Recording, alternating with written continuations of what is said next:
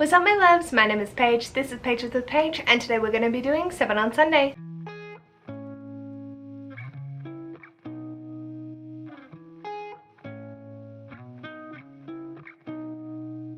7 on Sunday is a Goodreads group created by Grace from G Switzerland, and I'll leave a link to both Grace's channel and the Goodreads group in the description box below. So this week's topic is new releases that we're probably not going to go for.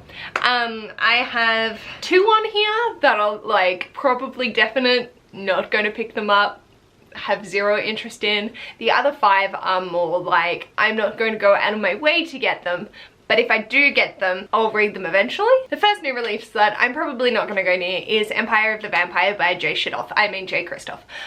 So essentially I'm just a little over Jay's works. I still have to finish off the Like series, the Aurora Rising series, or the Aurora cycle that has 1 book, the other 2 have 3, so I have 3 more Jay Kristoff that I have to read to finish off the series, and I'm just not interested.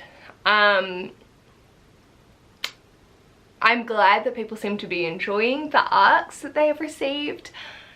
I'm not vibing it. I don't really go near paranormal vampires anyway, and like I'll go in fantasy and things like that, but I'm a little bit over it.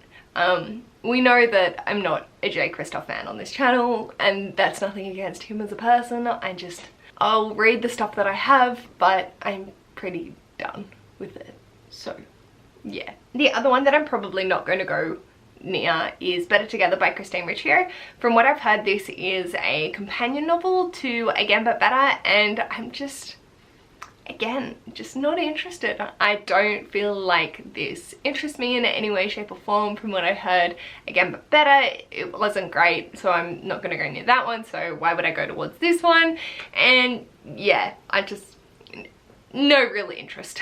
The other 5 are ones that people could probably convince me to pick up, or if they handed it to me, I would probably end up reading eventually. The first is Survive the Night by Riley Sager. I've never read a Riley Sager, and I really don't have much intention of. I find that a lot of the commentary is you love some, you hate some. I'm not a big mystery thriller thing reader to begin with, so I'd rather go towards ones that I know I have enjoyed, or there are a lot of positive definites on it, so then I'm not getting into something that I'm already hesitant towards. So their new one, Survive the Night, I'm not interested. I haven't been interested in any of their other ones, so yeah. The next is The X Talk by Rachel Lynn Solomon.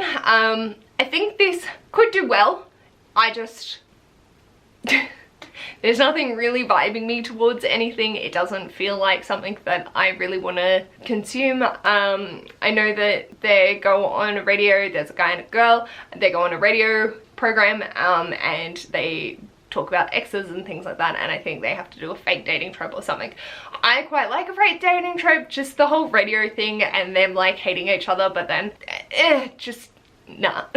The next one is You'll Be the Death of Me by Karen M. McManus. I haven't read a single Karen McManus before. I've never really, again, these are all like mystery sort of things that they're not my usual go-to. I haven't read anything by them before. I am really interested in a lot of new releases that are coming out, so trying to pick ones that I wasn't interested in was a challenge, and so I've just gone with the ones that aren't in genres that I usually pick up, and I just haven't read anything by the author, or I'm just not interested. One that I find quite funny is Realm Breaker by Victoria Aveyard.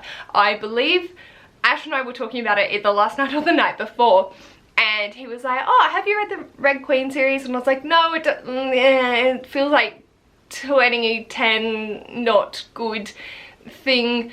BookTube loves it, maybe one day, but probably not. And he was like, oh, there's a new one coming out that I think might be interesting for you. And I was like, that's funny, because I'm recording a video very soon where I've put it on the list of ones I'm not that interested in. But obviously it's a fantasy, it seems a little bit different, so I'm more open to trying it depending on how the reviews come back, but at the moment I'm just like, I haven't read the Red Queen series. I don't know if this is going to be similar or if her writing has actually evolved. I don't know. So yeah. And the final one is one I will probably end up changing my mind on and actually getting my hands on, because the more I've been talking it with people, the more interested I get in it, and that is Persephone Station by Stina Lynch. Essentially, it's sci-fi corporations, big bad, having to deal, underdog sort of theme. What captures my attention though is that it's gay and non-binary characters. So like, I want it, but also I'm like, this is not something I usually vibe with, like, Also, everyone loves this cover. I don't like pink. Also, it sort of creeps me out because it's like a really murky green, and it just sends me in the wrong way because I feel like backwater sewerage, and it just hits in not the best way for me. But I definitely can see myself changing my mind on it. But like I said earlier, I have so many new releases that I'm so interested in that, like, if one is slightly less than the rest, then this is the list we've gone with, because I am struggling. It is a challenge, because I will never not read something just cause. If you can give me a good enough reason, I will read it. Like, if it interests me in any way, shape or form, like it has LGBT characters, or it's non-binary, or anything like that, I will probably pick it up. I am fine to pick it up.